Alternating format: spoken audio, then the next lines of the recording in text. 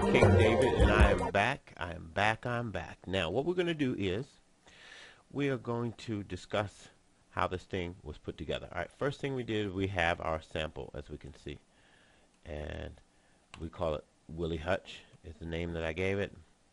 Let's go right back to track 1 because that's where our sample is. So pretty much the way to get the tempo for this is you pretty much have to create your sample, and I'll take you over to Adobe Audition. We can look at it from this view. Just create your loop.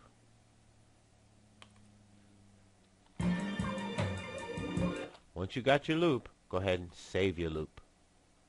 Go to File, Save As. Okay, and I'll make a folder with the name of the track. It's called Sunshine. I add it right there. It's called Willie Hutch Sunshine, and then hit Save.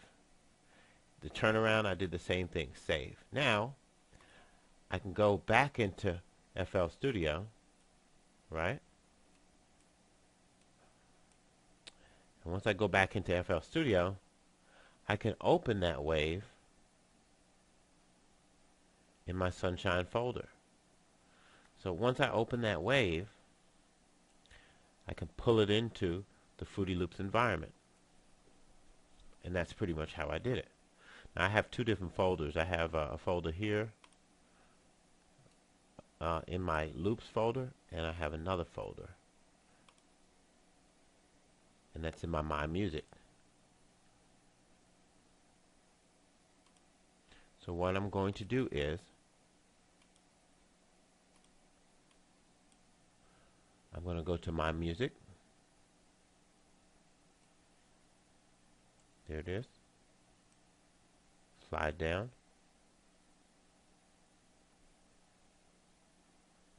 Look for Sunshine.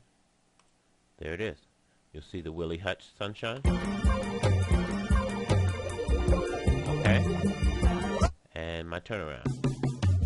So literally I can just go ahead and drag it, put it right into Fruity Loops. Okay. And that's how I did it. It's not that hard to do. As a matter of fact, it's very simple. Alright, so now I got that there.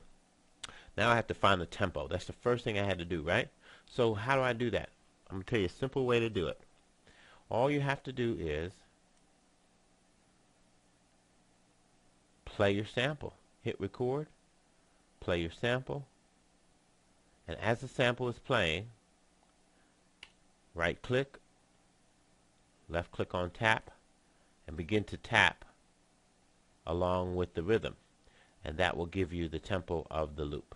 Once you get it perfectly, you save that tempo, and now your loop is right in tempo with Fruity Loops.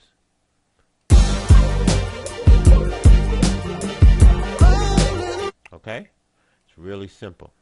Now, so once you've done that, now you've got your loop in place, you got your tempo, now you can start adding drums. All these MIDI channels here, I don't need them at all. They're not doing anything, so I could get rid of all of them. I wish there was a bulk delete. This way I can delete all of them at once. So what I'll do is I'll get rid of most of them so that they're not a distraction to us. Keeping your work areas clean is very important to producing music, because you don't want to be confused and not know where different sounds are and not know where different tracks are. So having a clean work area is very, very important.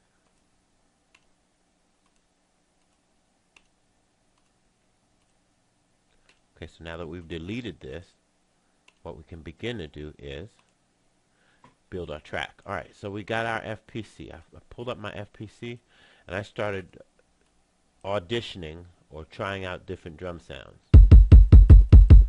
The very first drum sound that I tried was really hum bass.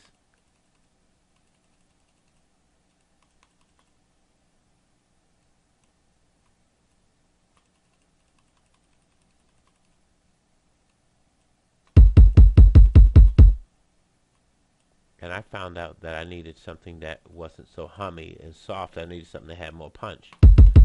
So I chose this particular kit. Okay. Next thing I chose was a thick snare. I didn't want something that was light. So I chose that. Then I chose kind of a thick hi-hat, right? And I'm just going to play just the drums. We're just going to solo our FPC and play it.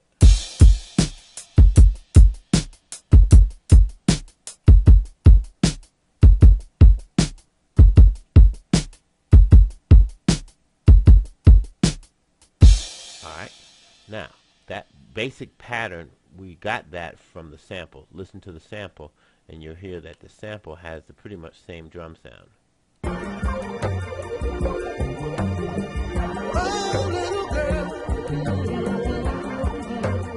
Okay, cool. Let's add our drums.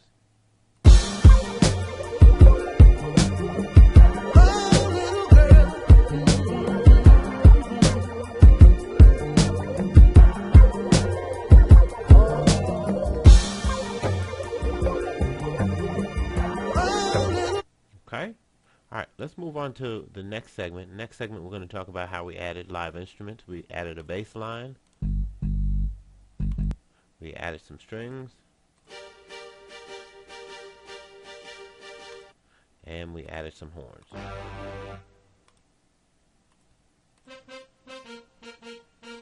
All right, this is your boy, King David. Beatclass.com. One love.